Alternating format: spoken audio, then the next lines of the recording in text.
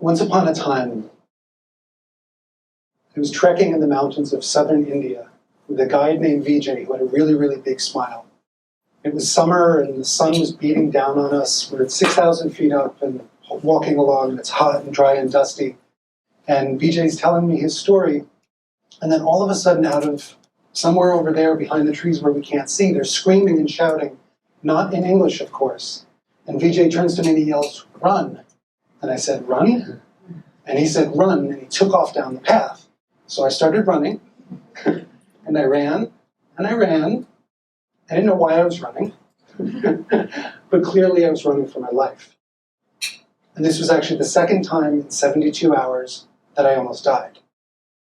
Now, Mark Twain once said that the two most important days in your life are the day you were born and the day you find out why.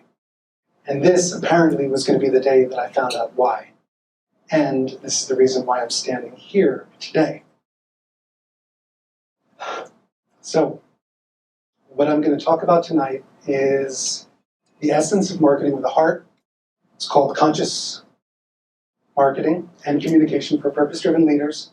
And since we put this event together, I realized the tagline is actually how to inspire, influence, and impact your world. And if you take what you learned tonight and put it into action, it's going to make an enormous difference in your work, in your relationships, and in your life. It'll make you an excellent communicator, a better marketer, and it'll help you influence your audience, whether you're speaking to one person, or 10 people, or 10,000 people. And it's something you can learn, like riding a bicycle. And it's based on simple, proven, practical steps that have been used by thousands of people throughout history. And the best part of it is that you're going to feel really, really good when you use it, because it's something that's totally normal and natural for us as humans to do. And it starts with two things: hear other people's stories and share your stories. It's that simple. Now, before we go any further, I would like to acknowledge you. All of you here are world class. Now, you're in the top 5% of people on the planet because you're here. Because most people around the world will never experience a transformational event like this in their entire lives. Everybody else is at home or at work or in the bar complaining about how things are, or at least how they think they are. But not you. You're here, which means that you're world class. And I want to acknowledge you for that, and thank you for that. Now, the other part of this that is really important for you to know is that we're in a time in history, as you all can recognize, where we need leaders in business and leaders in society. And all of you are leaders, whether you call yourself that or not. And all of you are leaders whether you're leading one person or 10 people or 10,000 people, right? Because leadership is not about titles. It's about the actions that you take, and it's about caring for the people you serve. And Peter Senge says that leadership is about creating new realities, and that's something we're here tonight to do. We're here to create new realities in business and in life. So I'm about to give you some of the best tools used by some of the best minds in the best businesses in the last 100 years. And if you use them, you're going to have results that are 10 times more than the effort that you put on. It will make your business more profitable, more successful, more sustainable, and a heck of a lot more fun and fulfilling. Whether you're an executive, an entrepreneur, a speaker, author, coach, consultant, or other purpose-driven leader. It'll get people to your website, onto your list, investing in your products and services, calling you for a consultation, and telling the world about what you offer because it's making a difference in their lives. And because it's changing their lives for the better. And when you share your story, that gives the opportunity for people to experience the real you and the authentic you. When you hear other people's stories, you have this opportunity to really understand them. And when people realize that you understand them and you start communicating to them, speaking to them, emailing them, they can't help but listen to you. Hear their stories and share your stories. Because stories make concepts real and emotional and tangible. Stories are the things that connect the head to the heart. While the left side of your brain is processing concepts and ideas, the right side of your brain is going into the space of imagination and feeling those emotions. Now, if you think about it just for a second, we've all been seeing the news, right? Headlines of earthquake in Nepal. So you read a headline like that or you hear that on a newscast, it has a certain impact in and of itself. But it's a completely different experience when you hear the words or read the words or see an image of a child's hand reaching up out of the rubble and a group of people feverishly trying to pull rocks from off on top of her. That's the power of story. And you can tell a story in an instant, with a gesture and with a smile. You can tell a story with an image, with a handful of words, or a tweet. I don't know if any of you have ever heard of Senda Athletics. Senda Athletics creates fair trade soccer balls. And Senda was picked up by Target for Target's Made to Matter campaign because of a tweet, right? So that's the power of story. And you hear people's stories, you share your stories, and it's so simple and so profound and so important. Whether you're teaching or coaching or selling or training or serving or coaching or consulting or leading.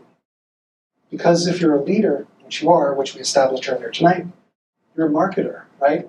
You're basically inspiring your audience to take action. You're connecting the dots from their head to their heart and connecting the dots from your vision to their goals and dreams.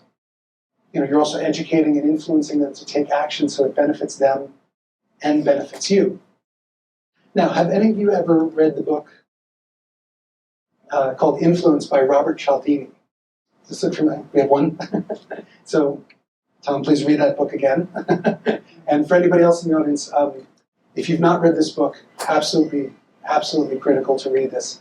Because what it does is it'll teach you the psychology of why people say yes, and then actually how to take that information and use it anytime you're communicating, ethically and consciously, of course, but anytime you're communicating with anyone in your audience. And the book teaches you what are these six universal principles of influence, which are knowing, liking, trust, authority, reciprocity, and consistency. Right? It's basically the things that we as tribal humans needed to understand with and among each other to know that we could spend time together and not be at war and be accepted into social groups. And you want to use these factors of influence anytime you're communicating, with your prospects, your clients, your customers, your stakeholders, and in any medium that you're using, right? On video, in a speech, right? One-to-one, anytime that you're influencing people to take action. And anytime you're hearing their story and sharing your story. Because you want people to know you and like you and trust you and see you as that expert or that authority, which you are, because you want to give people the opportunity to be helped by you for the ways that you can help them. So I'm going to say it many times throughout the evening. Hear their stories and share your stories. Because the more you do this, the more you can help people. And that is the best part. You can impact more lives every single day by bringing this into your business. Okay, now by a show of hands, how many people are still wondering why I was running for my life? Right? Thank you. I was too, because I was still running at that point, right? My guide VJ was not smiling anymore, and we're hustling along. And I don't know what's going on. I'm from New York. Anybody ever been to New York? Okay. Anybody else ever heard of New York? Okay, just checking. So I'm from New York, Brooklyn and Queens originally. So in my head, as I'm running, all I can think of is either police or very bad people, right? So how they say that when you're about to die, your life flashes before your eyes? Well, my life flashed before my eyes. It was more like a drawn-out, 15-minute movie as I was running, kind of this kind of scream. And starting with my childhood, and then moving on into college where I studied psychology and creative writing. There you go, I know it's very different these days, and then moving on to producing magazines for Hearst and Condé Nast, and doing some travel in 16 countries. That feels a little bit better. And then helping the ALS Association. We, at one point, when I was working with ALS is Lou Gehrig's disease, for anybody who doesn't know, I worked with them at the point that they consolidated 2 California chapters, and we were able to actually serve half the population of the state. This is before the Ice Bucket Challenge, by the way. And then, and then getting to the point as I'm running where I had the memory of waking up one day and just realizing that my life looked good on paper, but nothing felt good on the inside, right? Because basically I was fed up, right? I was fed up with business because it looked like the only purpose of business was for profit at the expense of everything and everyone else. I was fed up with nonprofits because it felt to me like they had no power to make real social change happen, even though they had good intentions. But most of all, I was fed up with myself, right? Because I wasn't taking responsibility for my life, for my circumstances, for my choices, or for my world around me. So Harvecker once said, every master was once a disaster, right? Now, I felt like the master of disaster. I was living by default and not by design.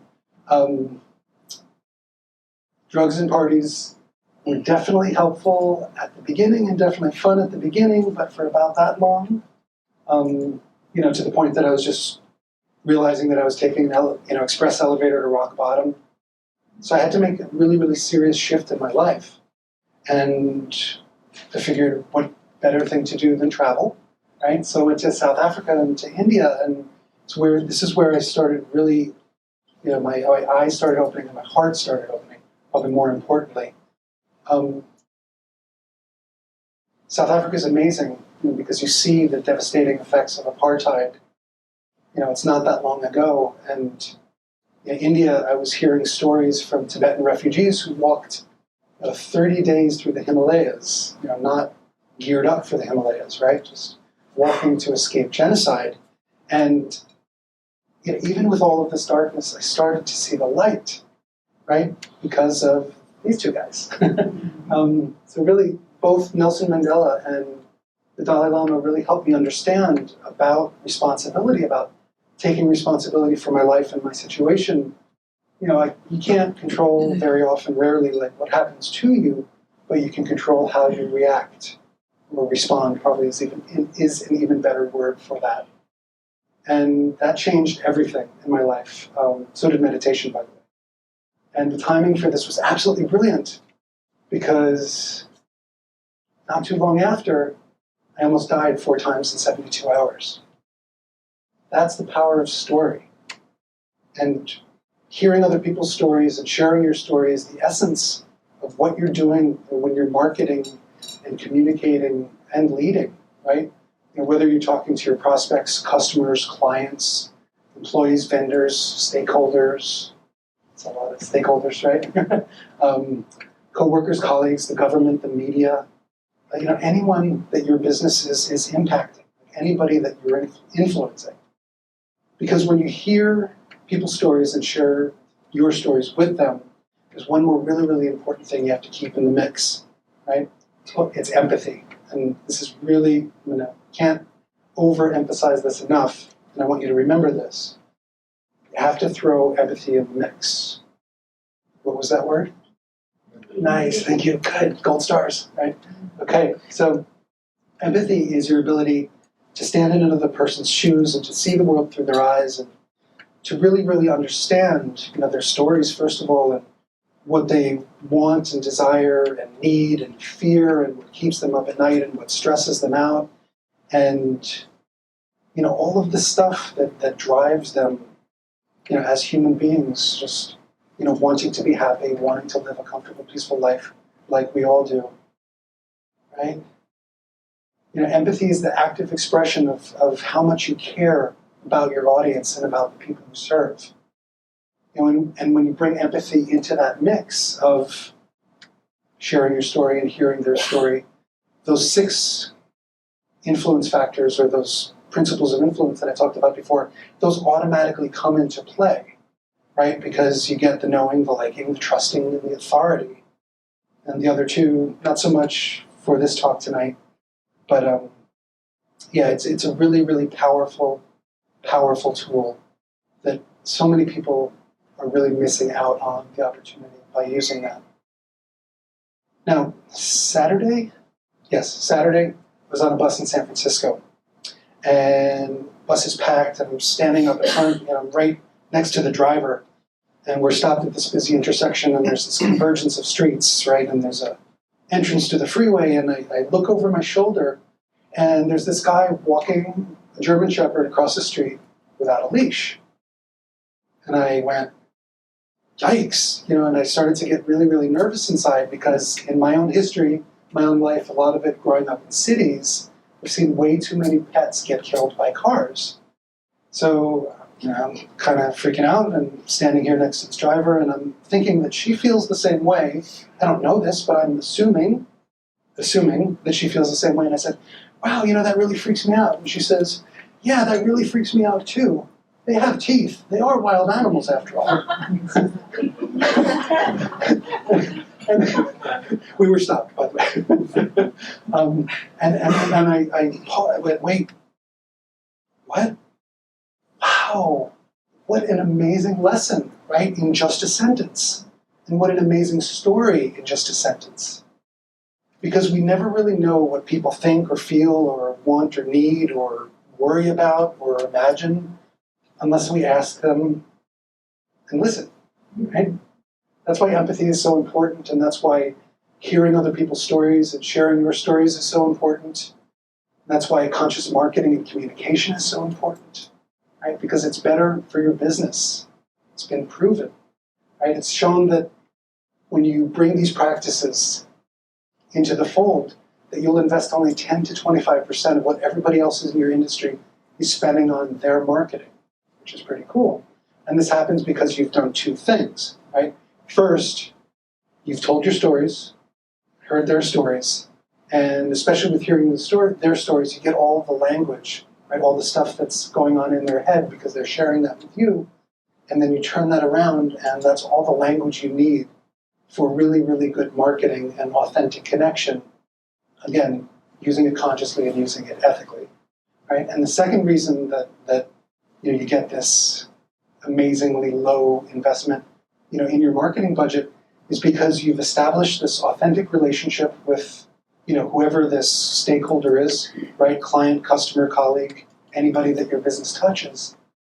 And you're giving them a bunch of value, or at least I hope you are. And then these people are basically becoming the voice of your business, right? They are the evangelists, the people who are bringing the new and repeat business to your door. So there's a poet named Muriel Rukeyser, and she said that the universe is made of stories and not atoms. So I'd like to share my stories with you. The story of how my bus, first of all, almost didn't make a turn on a windy mountain road and skidded around a corner and demolished a guardrail, but somehow stayed on, even though we're about 4,000 feet up already. And then the story of actually why we were running, why Vijay and I were running. It wasn't the police, and it wasn't bad people. It was a fire. It was a forest fire because it was the summer and drought in India. It hadn't rained in 4 months. And the screaming and shouting was villagers trying to put this fire out. And it was us running away from it. And then the story of a very small, very green, very deadly snake. Thank you. That I did not see on the path in front of me. And thank God for Vijay, because he stopped me and he said, snake. I said, okay.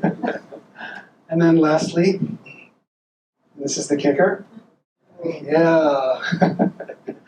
The mountain lion that we see 2 hours after the snake I don't know, maybe sleeping, maybe sunbathing, whatever wild jungle cats do.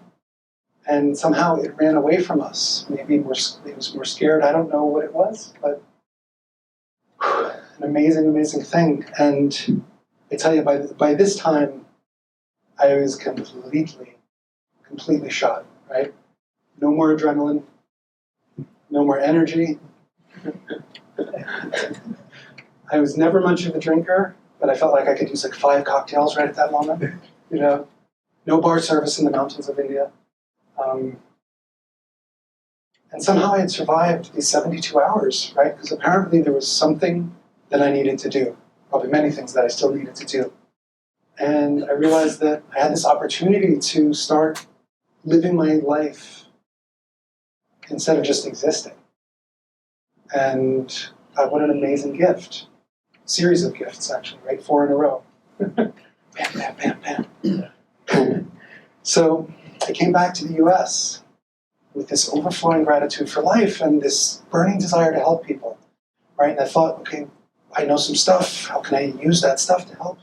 And I realized that I could impact more and more people by connecting with the entrepreneurs and the organizations and the movements that are creating positive change, right? Like strength in numbers. And it's now been more than 10 years since I ran from that fire. And, you know, I'm so grateful to be able to share this kind of message, especially to such a lovely audience. Thank you so much. And to be able to speak to associations and groups, and to be able to coach one-on-one and lead teams and train groups of people as well, because I love helping leaders like you. I think it was John Maxwell that said, people buy into the leader before they buy into the vision. And it's really important to get people to buy into your vision, to share those stories, right? Because when you share your stories, people actually understand what your vision is about, right? Not just, hey, here's this target, but why is this important to me? Why is this important to my life? And how does that relate to who I am as a person expressing my purpose on this earth, right? And because leadership is inspiration and influence, you know, you're still taking those steps to educate people and give them reasons to get on board with your vision by hearing their stories and by sharing those stories. And stories are basically like farmers, right? If you can think of it like that. The stories, they plant ideas in the brain, and they plant emotions in the heart. And if you think about it, you know, no social change, no paradigm shift, no significant any kind of change ever happened in history without stories, right? Because you can't change the world with logic alone. Right? You need stories. Because when there are no stories, no one listens. But when there are stories, everyone listens and they can't stop hearing. So I want to invite you to take stories into your business and into your life, right? Tell your stories, hear other people's stories, because 5 amazing things are going to happen. The first thing is you're going to discover what's really, really happening with the people you're talking to, right? With your audience, whether it's that one person or 10 or 10,000 people, whether it's your clients, your customers, your colleagues, or any kind of stakeholders. You know, you'll understand what they want and what they fear and everything in between, and you'll understand exactly how best you can serve them. And then the second thing is you'll have the language that you need to speak to them. I talked about this a little bit before, right? But when you can articulate someone's pain or challenge or fear or dream in their words or better than they can articulate it, they automatically assume that you have the answer for them or you can help them find the solution, right? And then third, you'll automatically be positioned as the person who has the answers that they're looking for. I think I just said that. Nice. Okay. I'm 1 slide ahead. We're kicking butt on the schedule. Okay. And fourth, you'll know what products, services, or strategies to offer and how to position, package, or present them. Because basically, your audience just told you what they want, why they want it, and how they want it. So that makes your job really easy. Just give it to them. Right? And then fifth, it'll help you create a community, a tribe, or a following of people who will get behind your goal, your dream, and your vision, because you're helping them realize their goals and dreams. So, some people think that the universe is random, or stuff that happens in the universe is random. I don't think that's so much true. I think that all of us are here for a reason tonight, and because you're here tonight, you have this amazing opportunity, right?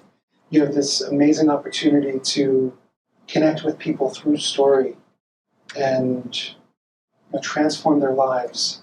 You have all of this goodness and this juice to inspire them just by being who you are, bringing your authentic self right to the front, right? And what happens, you share your stories, you hear their stories, and it gives you everything you need for effective marketing, conscious communication, deep connection, and true service, right? Because that's ultimately what we're all here for, is service. And this is where the magic happens, or even more magic than that. Because you inspire people to greater action, you create greater impact in the world, you become an even more positive influence for the people around you. You become a better leader, whether it's one person or a million, and you can help people live happier, more productive, peaceful lives. You can also, because you become this better leader and this better communicator, you can inspire people to be their best and beyond their best. And that's the power that creates peace, right? That's the possibility that we can make real together. And that's the promise of Marketing with a Heart. So my name is Gioia, and I want to say thank you so much for your time. And I appreciate all of you.